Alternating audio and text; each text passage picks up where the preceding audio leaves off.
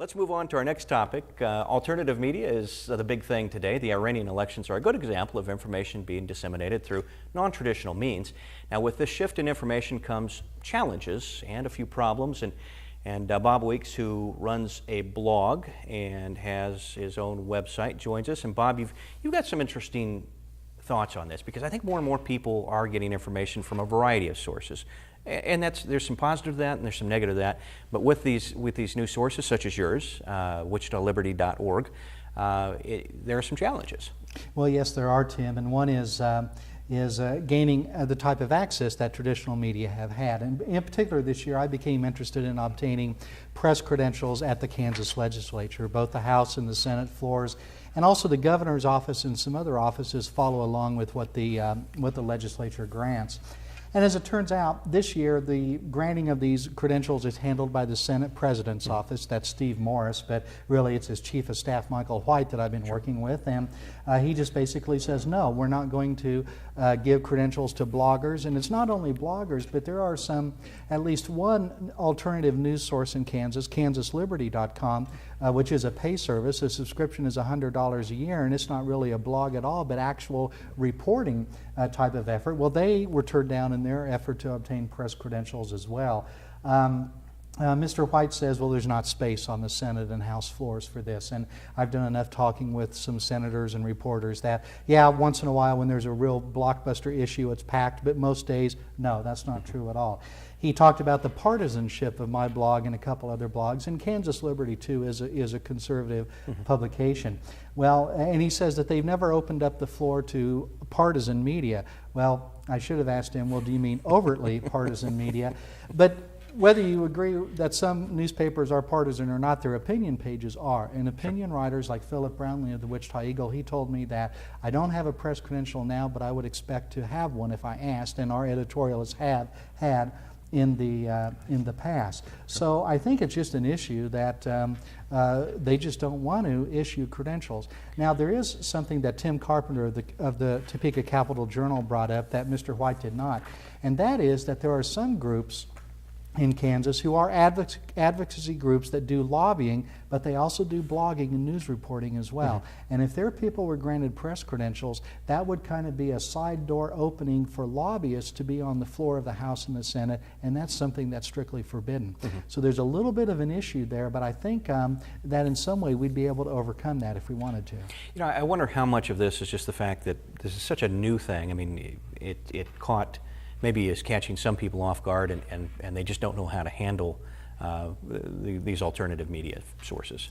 Well, it's possible. I saw Hillary Clinton the other day had no idea how Twitter worked or anything like that, but that's the main way we're getting information out of Iran right now. So, yeah, I think that, some people, maybe more younger people than older people, are very much interested in these types of things. Although really for political blogs, Pew research has said that the median age for people reading political blogs is 49, so that's not a young crowd at all. So I don't know why they don't want to allow us on the floor. I think they don't welcome the extra scrutiny. The core of State House reporters is down. I think the Harris News Service is no longer there. And in general, newspapers and other media have fewer people on the ground these days to do reporting, so there is less scrutiny. Well, it's interesting you bring that up, Bob. Before the show started, we were chatting a little bit about how things have changed up at the State House as far as media coverage. Years ago, every one of the TV stations in Wichita, and of course Topeka wasn't an issue, but in Wichita they would rent out apartments up there. Right. They would have a political reporter and a photographer that was stationed in Topeka during the session, and they would live there and report every day. Of course, the Eagle would do the same thing, and the Eagle still does that.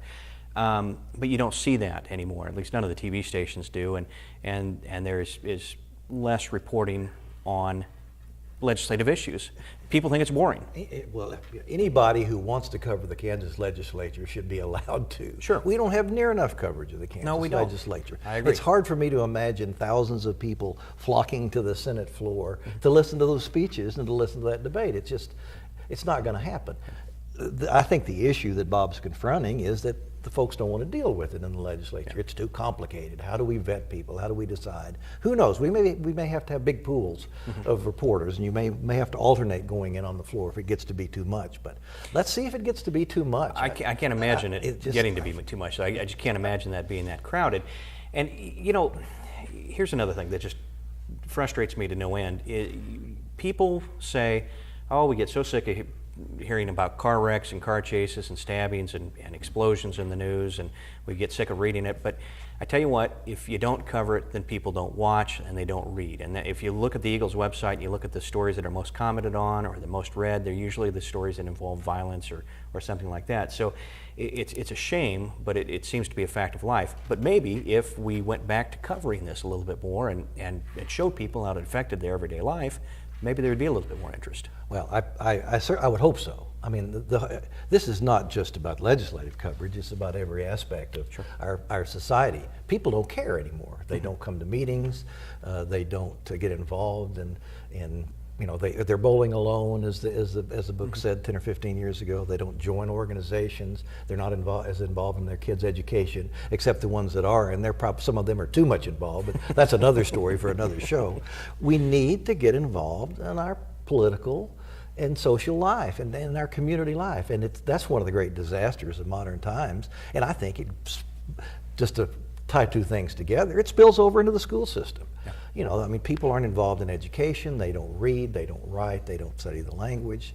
You know, we're getting to be a bunch of lazy bums who like to come home and watch TV and sit in our enclaves, suburban enclaves, and let the world go by. Well, I don't think that's going to work very well. It is okay if you watch public television, though, we promise. Yes, smart television, KPTS. Yes. There you go. Right. Well, with newspapers and television stations cutting back, who will keep the politicians honest? Who will keep government officials honest? There has to be somebody out there to do that job, and that's, I think, a real concern. It's a terrific concern, and how do you vet those people? And how do you?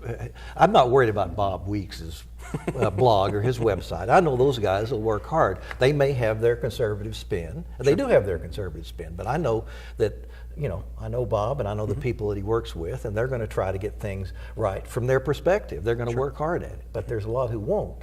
And I think that's the next great challenge. Everybody's a reporter. Let's ask this question of Bob. I mean, you've kind of you became a blogger. How did that all come about? One day you wake up in the morning, decide I'm going to write this blog, and almost. It was about 5 years ago from about now when there was an issue on the 2004 November election in Wichita that inspired me to really become more active in politics. And then about a year and a half ago, I got laid off from my software engineering job, and so I just decided to do freelance work, and that's given me a lot more time and freedom to pursue this type of blogging. You know, the citizen journalism is becoming more popular, and also foundation journalism. Davis Merritt, the former editor of the Eagle, spoke to a group I was at about a month ago, and he said that's going to become more important. And I can tell you that before this year is over, there's going to be at least 2 foundations in Kansas that are going to have people up in Topeka doing statewide reporting. And that's in addition to the Flint Hills Center for Public Policy, which hired an investigative journalist earlier this year. So that type of foundation journalism, I think, is going to be on the rise a little bit. How do we know in that situation that we're not getting a biased viewpoint? Or maybe we do know and that's just part of it and we accept it? I think it's that we do know that definitely I do have an agenda. I do have things that I would like to happen. So does the Flint Hills Center and some of these other foundations on both sides of the political spectrum do. Maybe that's kind of a hearkening back to the old days of newspapers when there might be 2 newspapers in town, one known as the conservative, one known as the liberal paper, and so forth, and people kind of knew where they were coming from.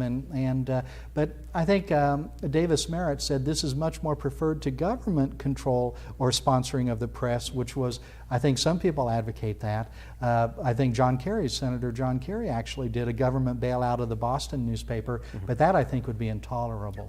We do not want the government licensing who can be a reporter. We don't have to pass the test to cover something, and that's one of the things, it kind of down the road a little bit, that's a little disturbing about Bob's inability to get credentials in the Kansas Legislature. This is going to sort of become the legislature saying who's a reporter and who's not, and who can cover stuff and who can't. And I think that is a slippery, dangerous slope. America does not license people who go out and cover the news. They do in other countries, you know, but that's not a democracy. That's not us. I agree. Well, guys, this has been a fascinating topic, and you've done, as always, a wonderful job. We are out of time. And so we do have to let you go. If you do have any questions or comments about our program, please email me at kansasweek@kpts.org. Thanks for watching, and we'll see you